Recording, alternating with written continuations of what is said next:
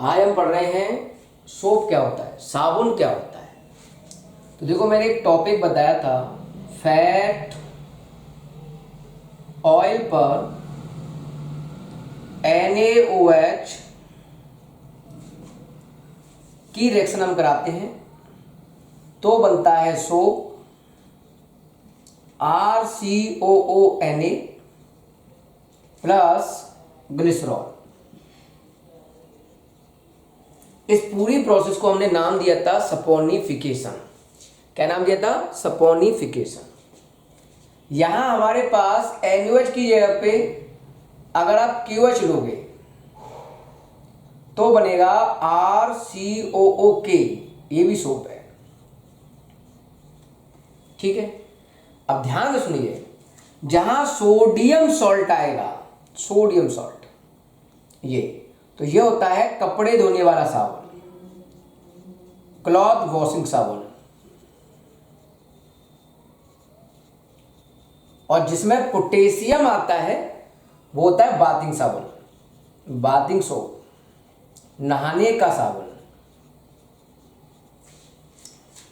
KOH हमारे skin के लिए कम डेंजरस है, सोडियम का जो NaOH है वो ज़्यादा डेंजरस है, इसलिए नहाने का साबुन होता है पोटेशियम वाला। तो हम ये कहते हैं सोडियम या पोटेशियम सॉल्ट, सोडियम या potassium salt of carboxylic acid, या फैटी एसिड भी कह सकती हूं, sodium potassium salt of fatty acid या कार्बोक्सिलिक एसिड को बोलते हैं हम सोप, जो फैट या ऑयल पर NaOH या QH की रिएक्शन से प्राप्त होता है। जो क्लॉथ वॉशिंग सोप होता है RCOONA, इसमें NaOH की मात्रा, फ्री एल्कली NaOH की मात्रा बहुत ज्यादा होती है, इसलिए ये स्किन के लिए नुकसानदायक है। ये बाथिंग सोप में फ्री एल्कली की मात्रा कम होती है, KOH की मात्रा इसमें कम लेते हैं, इसलिए ये हमारी स्किन के लिए ठीक होता है। तो ये था सोप। अब हम बात करते हैं सोप में अगर हम लोग साबुन के साथ कुछ एंटीसेप्टिक चीजें मिला दें, एंटीसेप्टिक चीजें मिला दें, जैसे बोरिक एसिड मिला दें, ठीक है, बोरिक एसिड मिला दिया हमने, या कोई भी एंटीसेप्टिक चीज मिला दी जैसे डिटॉल, सेवलॉन, ये एंटीसेप्टिक चीजें हैं। इनको मिलाने पर साबुन मेडिसिनल साबुन बन जाता है। तो आपका जैसे डिटॉल साबुन आता है, सेवलॉन आ रहा है, ठीक है, और नीम साबुन आता है, इनके अंदर एंटीसेप्टिक प्रॉपर्टीज होती हैं। अगर सोप के साथ ग्लिसरॉल की मात्रा बहुत ज्यादा हो तो वो साबुन ट्रांसपेरेंट साबुन बन जाता है, ट्रांसपेरेंट सोप बन जाता है। जैसे पियर्स साबुन आता है आपका, पियर्स, तो वो ट्रांसपेरेंट सोप कहलाता है, इसमें ग्लिसरॉल की मात्रा बहुत ज्यादा मिली होती है।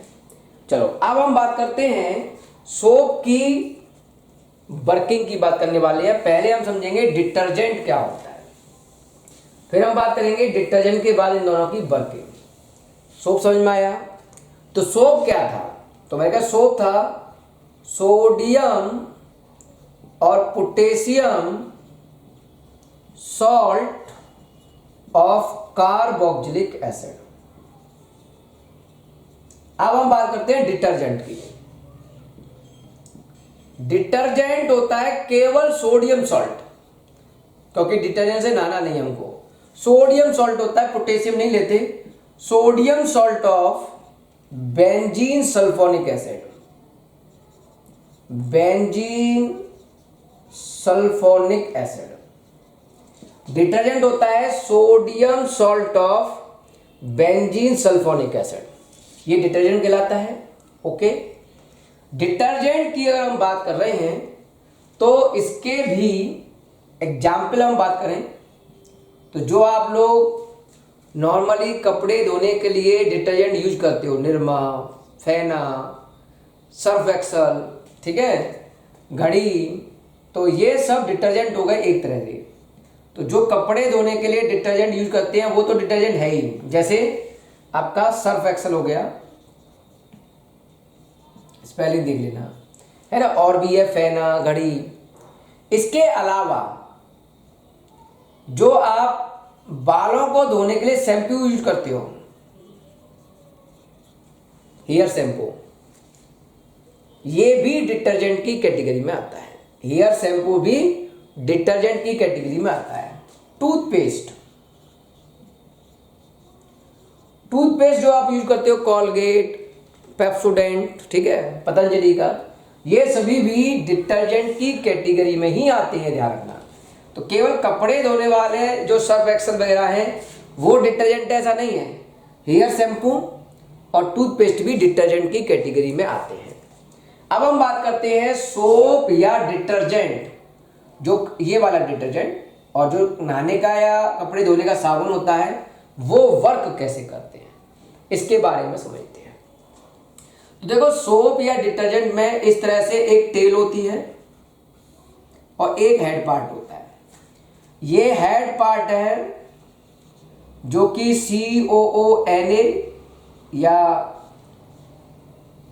COOK का पार्ट माना जाएगा। ये जो हेड वाला पार्ट है वो हाइड्रोफिलिक होता है, वाटर के सरफेस पर रहना चाहता है, तो आउटर सरफेस पर रहता है। बताऊंगा किस तरह से। आउटर सरफेस पर रहना चाहता है, पानी में सॉल्युबल है, हाइड्रोफिलिक है। जो टेल वाला हिस्सा होता है, ये टेल, ये होती है कार्बन की चेन। कार्बन चेन को हम बोलते हैं टेल। 17 से 18 कार्बन इसमें प्रेजेंट हो सकते हैं, ओके। और ये होता है आपका हाइड्रोफोबिक नेचर का। हाइड्रोफोबिक मतलब पानी से दूर भागता है, तो ये कपड़े के अंदर घुस जाता है। इधर interior part of cluster, cluster बोल दिया साबुन का झाग, इंटीरियर पार्ट है क्लस्टर का, मतलब कपड़े के अंदर जाता है। बताऊंगा कैसे। तो सीधा पॉइंट, टेल कार्बन की चेन है, हाइड्रोफोबिक होती है, और हेड हाइड्रोफिलिक पार्ट होता है। इस तरह से हेड और चेन के कम से कम 20 से 25 मॉलिक्यूल आपस में जुड़ते हैं। 20 से 25 मॉलिक्यूल इस तरह के आपस में जुड़ते हैं तो इस तरह का स्ट्रक्चर बनता है। ये हेड है, आपस में हेड से हेड जुड़ते हुए, इस तरह से हेड से हेड जुड़ते हुए कम से कम 20 से 25 मॉलिक्यूल, और सबकी टेल अंदर की साइड में इस तरह से अरेंज हो जाते हैं। 20 से 25 मॉलिक्यूल हेड एंड टेल के इस तरह से जुड़ेंगे तो इस कंडीशन को बोलेंगे मिसेल। जब तक मिसेल नहीं बनेगा कपड़ा साफ नहीं होगा, हाथों की सफाई नहीं हो पाएगी, स्किन की सफाई नहीं हो पाएगी। तो क्लींसिंग एक्शन के लिए मिसेल का बनना बहुत जरूरी है। उसके लिए इस तरह के हेड और टेल 20 से 25 मॉलिक्यूल होने चाहिए, जिसमें हेड वाला जो पोर्शन है वो आउटर सरफेस पर रहता है और जो टेल वाला हिस्सा होता है वो इंटीरियर पार्ट होता है क्लस्टर का, मिसेल का, ओके। अब मिसेल बनाने के लिए ठंडे पानी में अच्छा बनेगा या गर्म पानी में? तो हमने कहा ये गर्म पानी में ज्यादा अच्छा बनता है। हॉट वाटर में डिटर्जेंट साबुन रगड़ोगे तो जल्दी मिसेल बनेगा। तो कितने टेम्परेचर पर? जिस टेम्परेचर पर मिसेल आसानी से बन जाता है उस टेम्परेचर को हम क्राफ्ट टेम्परेचर कहते हैं। जिस टेम्परेचर पर मिसेल का फॉर्मेशन आसानी से हो जाए, इस तरह का अरेंजमेंट आसानी से बन जाए, उस टेम्परेचर को हम क्राफ्ट टेम्परेचर कहते हैं। पहला पॉइंट। एक चीज और ध्यान रखना, एक वर्ड होता है क्रिटिकल मिसेल कंसंट्रेशन, इसको शॉर्ट में बोलते हैं CMC value. CMC value critical micelle concentration. अब मान लो आपने एक बाल्टी में पानी ले लिया, उसमें 3 ढक्कन 4 ढक्कन डिटर्जेंट डाल दिया और उसे हिलाया। हिलाओगे तो झाग बन जाएंगे, मतलब मिसेल बनेगा। लेकिन वही 3-4 ढक्कन डिटर्जेंट में एक नदी में डाल दो तो क्या झाग बनेंगे? नहीं। तो कितना अमाउंट देने पर झाग बन सकता है, कितने अमाउंट देने पर मिसेल बनता है? तो वो कम से कम अमाउंट, मिनिमम अमाउंट सोप या डिटर्जेंट का, जिसको वाटर में मिलाने पर वो आसानी से मिसेल बना ले, उस मिनिमम अमाउंट को हम क्रिटिकल मिसेल कंसंट्रेशन कहते हैं। उस अमाउंट को हम क्या बोलते हैं? क्रिटिकल मिसेल कंसंट्रेशन कहते हैं। ये सब समझ में आ रहा है? चलो अब हम बात करते हैं, एक क्वेश्चन आया कि जब सोप बनाया जाता है तो उसमें थोड़ा सा सॉल्ट डालते हैं, क्यों? सॉल्ट, नमक, NaCl क्यों ऐड करते हैं? इसका फायदा क्या है? सॉल्ट जो है जब उसमें डालोगे तो ये ज्यादा से ज्यादा अमाउंट में सोप को प्रेसिपिटेट करा देता है। तो एक्वस सॉल्यूशन से ज्यादा अमाउंट में सोप प्रेसिपिटेट हो जाए, सोप PPT फॉर्म में आ जाए, इसलिए हम मिलाते हैं NaCl मिलाने से, सॉल्ट मिलाने से सोप के सॉल्यूशन में से ज्यादा सोप प्रेसिपिटेट हो जाता है, इसलिए हम सॉल्ट मिलाते हैं। ये आपको ध्यान रखना होगा। अब हम बात करते हैं इसमें थोड़ी और टर्मिनोलॉजी। इतना समझ में आ रहा है?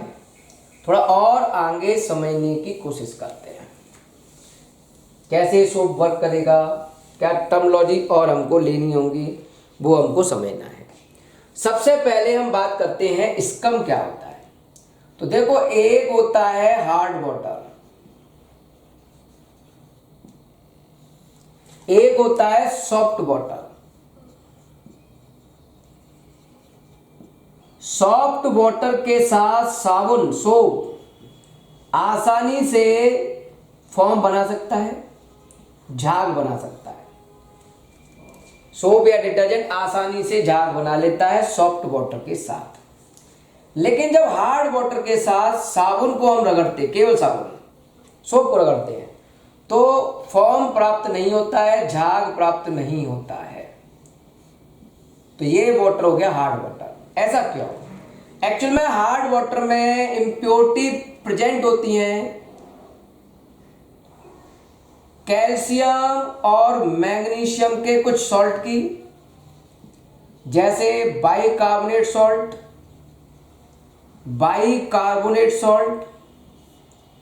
क्लोराइड सॉल्ट, इनकी कुछ इम्प्योरिटी प्रेजेंट होती है, जिसकी वजह से वाटर हार्ड हो जाता है और वो साबुन को झाग बनाने नहीं देगा। एक्चुअल में होता क्या है वो समझो। हमारे पास साबुन होता है RCOONA, लेकिन वाटर के अंदर मिला हुआ है कैल्शियम का सॉल्ट, मान लो CaCl2 प्रेजेंट है वाटर में। ओके, तो वो क्या करेगा, यहां से हमने इसके 2 मॉलिक्यूल लिए और देखा कि ये प्लस वाला हिस्सा Na पॉजिटिव इसके Cl नेगेटिव से कंबाइन करता है और बनाएगा 2NaCl प्लस ये नेगेटिव हिस्सा कंबाइन करेगा इसके कैल्शियम से RCOOCA। ये जो सॉल्ट का प्रेसिपिटेट बना है ये कहलाता है स्कम कहलाता है। तो सोप जब हार्ड वाटर के साथ कंबाइन करता है तो वो उसके सोडियम आयन रिप्लेस हो जाते हैं, कैल्शियम आयन जुड़ जाते हैं और बन जाता है स्कम। और इस स्कम की जो स्कम बना है ये गंदा सा मटेरियल होता है, ये झाग बनाने को रोक देता है, झाग बनाने नहीं देगा। क्योंकि झाग बनाने वाला ये टेल वाला हिस्सा कैल्शियम के साथ बाइंड है और ये इसको कपड़े के अंदर नहीं जाने देगा और वो कपड़े को साफ नहीं होने देगा। तो हार्ड वाटर के साथ सोप वर्क नहीं करता है। ठीक है, अब थोड़ा सा हम बात करेंगे सोप ज्यादा अच्छा है या डिटर्जेंट ज्यादा अच्छा है। सोप और डिटर्जेंट की थोड़ी कंपेयरिंग करेंगे, फिर समझेंगे वर्किंग।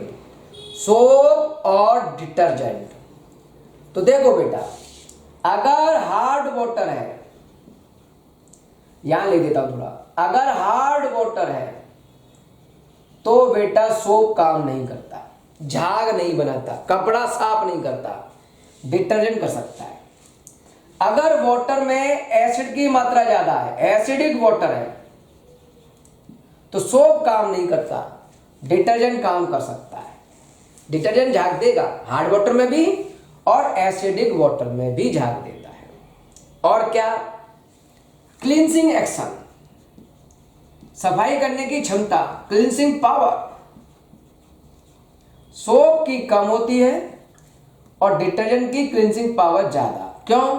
डिटर्जेंट जल्दी सॉल्युबल है पानी में, पाउडर है, तो डिटर्जेंट पाउडर फॉर्म में होने की वजह से, पाउडर फॉर्म में होता है तो highly soluble in water, highly soluble होता है वाटर में और इसका सरफेस एरिया ज्यादा है। पाउडर फॉर्म में तो सरफेस एरिया ज्यादा है, तो क्लींजिंग पावर भी इसकी ज्यादा होगी। तो क्लींजिंग पावर डिटर्जेंट की ज्यादा होती है और इसकी कम होती है। तो ये कुछ डिफरेंस पॉइंट है, इसलिए डिटर्जेंट ज्यादा अच्छा होता है सोप से। अब बात करते हैं ये काम कैसे करते हैं, डिटर्जेंट या सोप, इस बात पर बात करते हैं। तो जरा ध्यान से सुनना। अच्छा, एक चीज और ध्यान रखना, सोप जो है या डिटर्जेंट जो है ये बेसिक नेचर का होता है, बेसिक नेचर। अब बेसिक नेचर है तो ये रेड लिटमस को, जो बेसिक नेचर होगा सोप का, तो बेटा ये रेड लिटमस को सोप जो है चेंज कर सकता है ब्लू लिटमस में। ये टेस्ट हो गया कि हाँ ये सोप है। रेड लिटमस को सोप बेसिक होने की वजह से ब्लू लिटमस में चेंज कर सकता है। ओके, अब थोड़ा आगे समझो। हमने कहा कि भाई ये टेल है, ये इसका हेड पार्ट है। ऐसी हेड और टेल मिलकर जब आप पानी में डिटर्जेंट डाल देते हो, सोप डाल देते हो, सोप को रगड़ते हो, तो इस तरह से हेड और टेल मिलकर मिसेल का फॉर्मेशन कर लेते हैं। तो ये बन गया मिसेल। मिसेल के बनने के बाद क्या होगा, ये कपड़ा है, गंदा कपड़ा, इसके ये रेशे हो गए, इस तरह से रेशे होते हैं उसके कपड़े के। इसमें कपड़ा जो गंदा है वो है ऑयल की वजह से, ये ऑयल चिपका हुआ है, यहाँ ये ऑयल चिपका हुआ है और ऑयल पर चिपक जाती है धूल मिट्टी, ये डस्ट वगैरह चिपकी हुई है। तो इस तरह से कपड़ा गंदा होता है ऑयल और डस्ट की वजह से। जब इस कपड़े को, क्लॉथ पीस को हम डिटर्जेंट के या साबुन के घोल के कॉन्टेक्ट में लाएंगे तो हेड वाला हिस्सा बाहर रहेगा और जो इसका टेल वाला हिस्सा होगा वो इस तरह से कपड़े के अंदर चला जाएगा। हेड वाला बाहर और टेल वाला हिस्सा इस तरह से जाएगा। तो मान लो ये ऑयल है, ये क्या है, ऑयल, ये आपका हेड साबुन का और ये टेल। तो टेल वाला हिस्सा बाइंड करता है, टेल वाला हिस्सा बाइंड करता है ऑयल को। तो ये कहेगा मैं टेल हूं और तू तेल है, ऑयल मतलब तेल। हम दोनों कंबाइन करेंगे और जब तक ये टेल वाला हिस्सा इस ऑयल को नहीं छोड़ेगा, जब तक ये कपड़े से बाहर नहीं निकल जाएगा। जब आप कपड़े को रगड़ोगे तो ये ऑयल वाला हिस्सा टेल के साथ बाइंड होगा, बाहर निकल जाता है और कपड़ा साफ हो जाता है। तो इस तरह से सोप या डिटर्जेंट की वर्किंग चलती है। एलोट्रॉप्स क्या होते हैं, एलोट्रॉपी क्या होती है, ये हमको समझना है। एलोट्रॉप्स मतलब मान लो आपके पास कोई एलिमेंट है, मान लो कार्बन है, तो कार्बन से एक से ज्यादा डिफरेंट टाइप की फॉर्म बनेंगी, मोर देन वन टाइप की फॉर्म बनेंगी, एक से ज्यादा टाइप के स्ट्रक्चर बनेंगे, और उन स्ट्रक्चर्स के डिफरेंट टाइप होने की वजह से उनकी डिफरेंट फिजिकल प्रॉपर्टी होगी, देखने में अलग अलग होंगे तो फिजिकल प्रॉपर्टी डिफरेंट होगी, लेकिन उन सब की केमिकल प्रॉपर्टीज लगभग सेम होगी। केमिकल प्रॉपर्टीज सिमिलर हो तो ऐसी डिफरेंट फॉर्म्स को हम एलोट्रॉप्स कहते हैं, और इस फिनोमेना को, इस प्रोसेस को एलोट्रॉपी कहते हैं। एक एलिमेंट होगा जिसकी डिफरेंट फॉर्म प्रेजेंट होंगी, उन डिफरेंट फॉर्म के होने की वजह से उनकी फिजिकल प्रॉपर्टी डिफरेंट होगी, लेकिन केमिकल प्रॉपर्टी सिमिलर होगी। ऐसे डिफरेंट फॉर्म वाले स्ट्रक्चर को एक दूसरे का एलोट्रॉप्स कहते हैं, और फिनोमेना को एलोट्रॉपी। कार्बन के दो तरह के एलोट्रॉप्स माने गए हैं। पहला है अमोर्फस और दूसरा है क्रिस्टलाइन फॉर्म। अमोर्फस फॉर्म और क्रिस्टलाइन फॉर्म। अमोर्फस फॉर्म में हम पढ़ते हैं जैसे कोयला है, चारकोल है। चारकोल के भी 3 कैटेगरी हम पढ़ते हैं, would charcoal, sugar charcoal, would charcoal, sugar charcoal और एनिमल चारकोल। 3 तरह के चारकोल पढ़ते हैं। क्रिस्टलाइन फॉर्म के भी टाइप होंगे। इसका पहला टाइप है डायमंड, दूसरा टाइप है ग्रेफाइट और तीसरा टाइप है फ्लोरीन्स। तो 3 टाइप के क्रिस्टलाइन फॉर्म मानी गई। तो 1 बाय 1 करके इनको बहुत डिटेल में पढ़ना है। हमारे 10th के कोर्स में डायमंड, ग्रेफाइट और फ्लोरीन्स है केवल, बाकी नहीं है, फिर भी हम थोड़ा बहुत देखेंगे। तो सबसे पहले हम बात करते हैं डायमंड की, कि डायमंड का स्ट्रक्चर कैसा होगा, उनकी क्या प्रॉपर्टीज होंगी, इनके बारे में बात करते हैं। तो सबसे पहला पॉइंट डायमंड।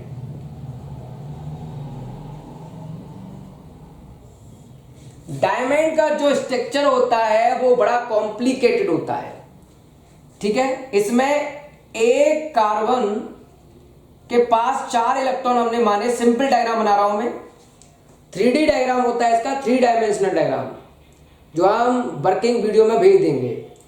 अभी ये समझो सिंपल फॉर्म क्या है।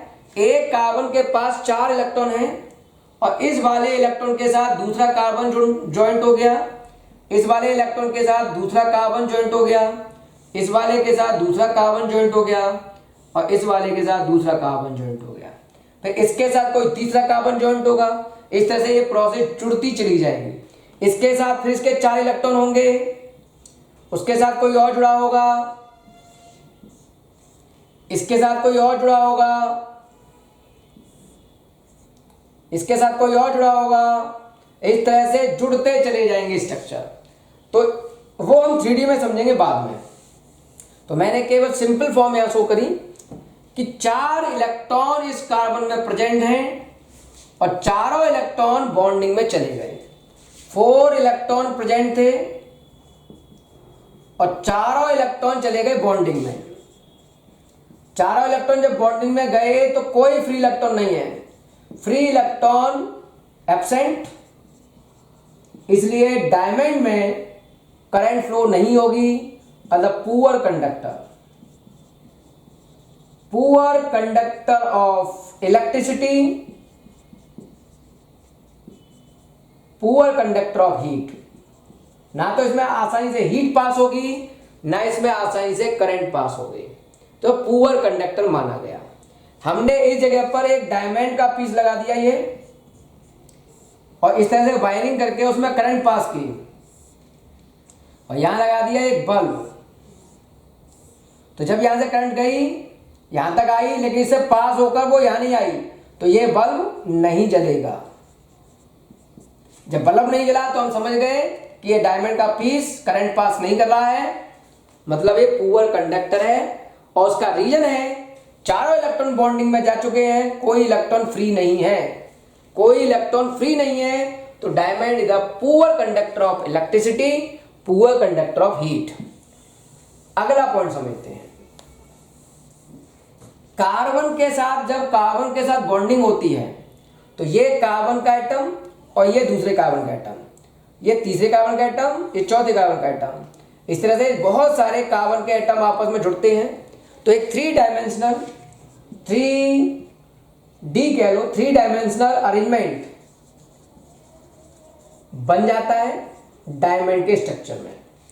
3 डायमेंशनल अरेंजमेंट है, इसलिए कोई भी केमिकल इनके बॉन्ड को आसानी से ब्रेक नहीं कर पाएगा।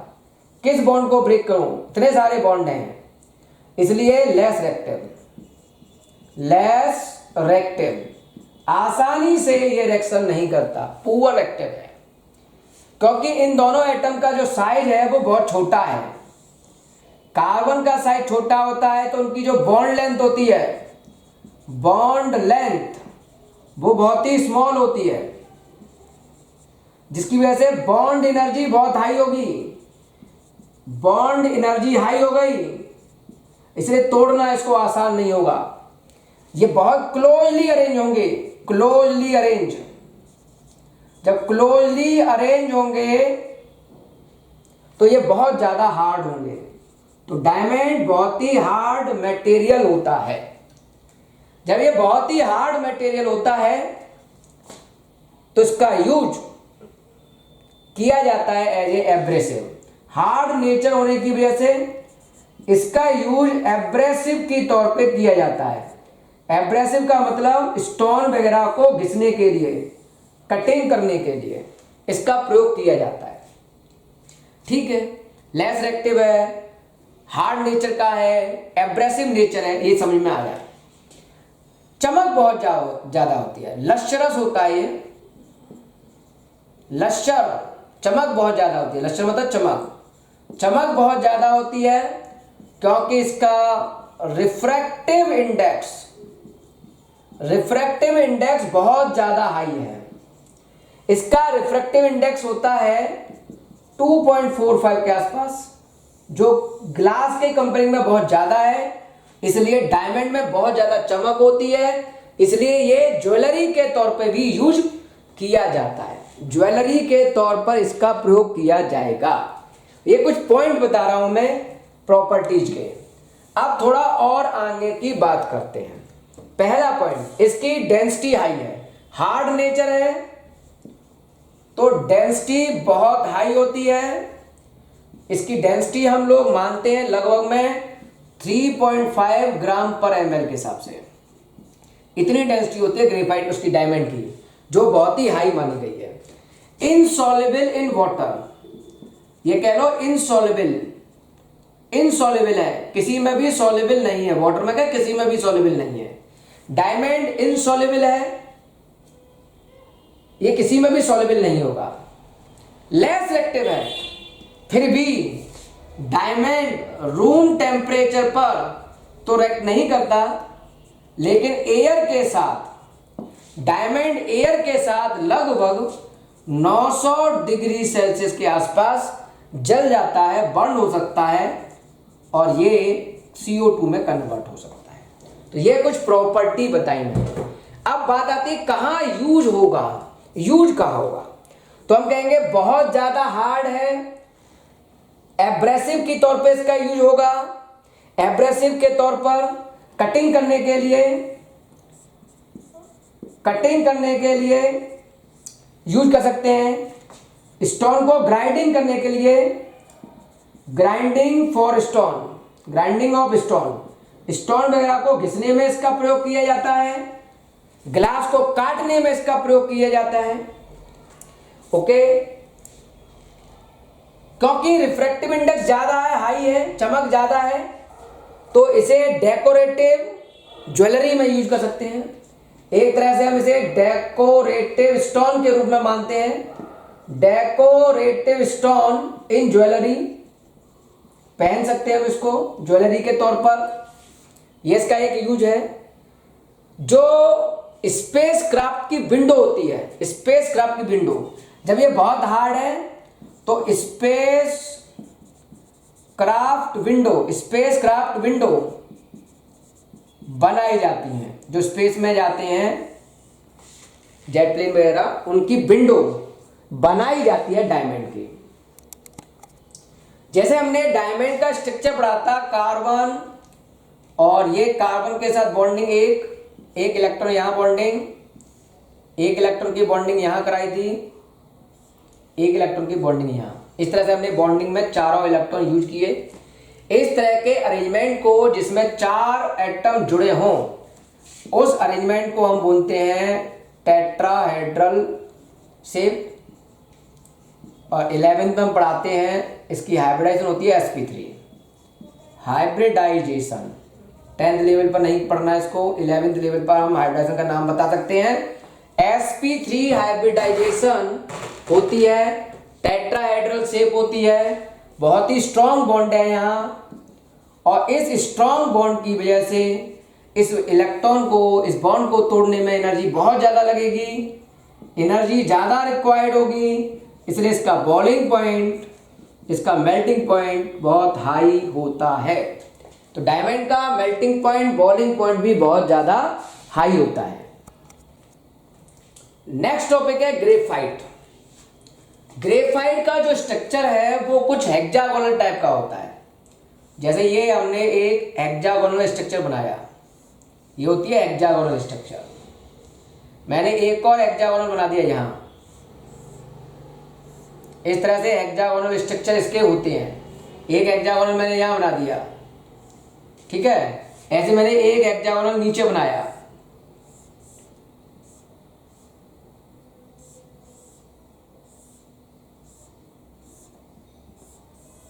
इस तरह से इनकी हेक्सागोनल स्ट्रक्चर होते हैं। ये लेयर 1 है, ये लेयर 2 है, हेक्सागोनल शीट। तो ग्रेफाइट का स्ट्रक्चर होता है हेक्सागोनल शेप, हेक्सागोनल शेप होती है। पहला पॉइंट, मान लो हेक्सागोनल शेप है तो इस जगह पर कार्बन बैठा हुआ है, तो यहां बैठा हुआ कार्बन, तो यहां हमने कार्बन माना। अब इस कार्बन के 4 इलेक्ट्रॉन होंगे, 1 इलेक्ट्रॉन, 2 इलेक्ट्रॉन, 3 इलेक्ट्रॉन, ये 4 इलेक्ट्रॉन। तो देखो इस कार्बन के 3 इलेक्ट्रॉन के साथ तो बॉन्डिंग हो रही है। एक कार्बन यहां बना दिया मैंने, तो एक बॉन्डिंग यहां हो गई। एक कार्बन मैंने यहां बनाया, तो एक बॉन्डिंग ये हो गई। एक कार्बन मैंने यहां माना, ये बॉन्डिंग हो गई। तो 3 इलेक्ट्रॉन के साथ बॉन्डिंग हो रही है, एक इलेक्ट्रॉन ये फ्री है। इसको बोलते हैं फ्री इलेक्ट्रॉन या मोबाइल इलेक्ट्रॉन। तो यहां इलेक्ट्रॉन फ्री है और इस मोबाइल इलेक्ट्रॉन के मूवमेंट की वजह से इधर good conductor of electricity and heat. तो graphite a good conductor of electricity and heat. किसकी वजह से? इस फ्री इलेक्ट्रॉन की वजह से, इस मोबाइल इलेक्ट्रॉन की वजह से। अगला पॉइंट, एक लेयर ये हो गई हेक्सागोनल की, एक लेयर ये हो गई, और ये इस तरह से बॉन्डिंग में होते हैं। इस तरह से ये बॉन्डिंग में होते हैं, इस तरह से ये बॉन्डिंग में होते हैं। यहां जो बॉन्ड है ये वाला, ये बहुत ही वीक बॉन्ड होता है, बहुत ही वीक बॉन्ड होता है, जिसको हम वंडरवॉल फोर्स मानते हैं। वंडरवॉल फोर्स जो बहुत ही वीक होता है। और ये एक लेयर एक दूसरे पर इस तरह से, ये एक लेयर हो गई, एक लेयर इस तरह से स्लिपी होती है, एक दूसरे पर स्लिप हो जाती है। वीक वंडरवॉल फोर्स है। Layer slip, one layer slip over other layer, तो स्लिपी नेचर की होती है। इसलिए जब स्लिपी नेचर की होगी, आपस में स्लिप कर जाती है, तो ग्रेफाइट को सोपी टच माना गया है। सॉफ्ट, बहुत ही सॉफ्ट और सोपी टच, सोप जैसा टच होता है इसका। इस सॉफ्ट नेचर की वजह से ही ग्रेफाइट यूज होता है एज ए लुब्रिकेंट। लुब्रिकेंट की तरह यूज होता है। अब ये लुब्रिकेंट का क्या मतलब है? जैसे हम मशीनों में ऑयल डालते हैं जिससे उसके पार्ट लुब्रिकेंट हो जाएं, स्मूथली चल सके, लेकिन जो मशीन बहुत ज़्यादा गर्म हो जाती है अंदर से, उनमें ऑयल डालने पर वो गर्म होकर ऑयल उड़ जाता है। इसलिए हम ग्रेफाइट का पाउडर डालते हैं जो लुब्रिकेंट की तरह काम करता है और मशीन के पार्ट्स को मेंटेन करता है। तो पहला पॉइंट हम ये कह सकते हैं। अब दूसरी पॉइंट की बात करते हैं। ये मैं थोड़ा स्ट्रक्चर रफ कर देता हूं जिससे कि आगे की बातें समझा सकूं। तो पहला स्ट्रक्चर के बेस पर पॉइंट समझ में आ गया। अब हम बात करते हैं ग्रेफाइट को हम ब्लैक लीड कहते हैं, ब्लैक लीड भी कहते हैं, और ये यूज होता है लीड पेंसिल के तौर पर। लीड पेंसिल, जो पेंसिल हम यूज करते हैं, उसके तौर पर इसका प्रयोग किया जाता है क्योंकि ये गुड कंडक्टर है, इसलिए इसका प्रयोग इलेक्ट्रोड की तरह, रॉड की तरह किया जाता है in dry cell. Dry cell होता है, जो घड़ी का सेल होता है, उसमें एक रॉड लगी होती है, वो ग्रेफाइट की होती है। ये इलेक्ट्रोड रॉड कहलाती है जो ड्राई सेल में प्रयोग किया जाता है। ऐसा माना जाता है कि एंथ्रासाइट फॉर्म होती है कोयले की, उसको अगर हम गर्म करें, बहुत ज्यादा हीट करें SiO2 कैटालिस्ट की प्रेजेंस में, तो वो ग्रेफाइट में चेंज हो जाती है। इस तरह से ग्रेफाइट आर्टिफिशियल तरीके से भी बनाया जा सकता है। ग्रेफाइट के स्ट्रक्चर समझ में आ गए। अगर इसका कलर हम देखें तो ग्रेइश ब्लैक, थोड़ा सा ग्रे कलर का, थोड़ा सा ब्लैक कलर का इसका अरेंजमेंट होता है। इनसॉल्युबल, ये इनसॉल्युबल है लिक्विड्स में। मेल्टिंग पॉइंट ठीक है, डायमंड से थोड़ा कम, मेल्टिंग पॉइंट हाई कहते हैं, डायमंड से तो कम ही होता है, लेकिन वैसे हाई माना जाता है। लगभग 3800 डिग्री सेल्सियस का मेल्टिंग पॉइंट माना गया है। डेंसिटी भी ठीक है, डेंसिटी भी हाई है ग्रेफाइट की, लेकिन डायमंड से थोड़ी कम। इसकी डेंसिटी मानी गई है लगभग 2.3 ग्राम पर ml, डायमंड से थोड़ी कम है, वैसे नॉर्मली हाई मानते हैं हम। Melting point, boiling point high हो गया, ठीक है। ध्यान रखना, क्या ग्रेफाइट को बर्न किया जा सकता है? तो ग्रेफाइट को हम बर्न कर सकते हैं 700 से 800 डिग्री सेल्सियस पर, और ये एयर के साथ बर्न होकर कार्बन डाइऑक्साइड में कन्वर्ट हो सकता है। तो ये कुछ पॉइंट है ग्रेफाइट के। हमारे पास अगला टॉपिक है फ्लोरीन्स। ये कार्बन का सबसे प्योरेस्ट फॉर्म मानी गई है ऑफ कार्बन। एलोट्रॉप्स में सबसे प्योरेस्ट फॉर्म होती है फ्लोरीन्स। इसको हम बकमिंस्टर फ्लोरीन्स भी कहते हैं। इसको हम बक्की बॉल भी कहते हैं, बक्की बॉल। और इसके अरेंजमेंट में नॉर्मली C60 कार्बन, 60 कार्बन का अरेंजमेंट होता है। होने के लिए 70, 90, 180 वाला अरेंजमेंट भी है, लेकिन हम C60 अरेंजमेंट की बात कर रहे हैं। फ्लोरीन्स की डिस्कवरी की थी रॉबर्ट, समझो ध्यान से, रॉबर्ट एफ मतलब fluorines, Robert F called CURL called junior, एक साइंटिस्ट तो ये थे। इसके अलावा हेरोल्ड करोटो, इसके अलावा रिचर्ड ई स्मॉले, ये 3 साइंटिस्ट थे जिन्होंने फ्लोरीन की डिस्कवरी की। कैसे? ग्रेफाइट की रॉड पर इनर्ट मीडियम देकर, इनर्ट मीडियम दिया उन्होंने हीलियम, नियॉन, आर्गन की सहायता से, और इस ग्रेफाइट पर डाली लेजर बीम।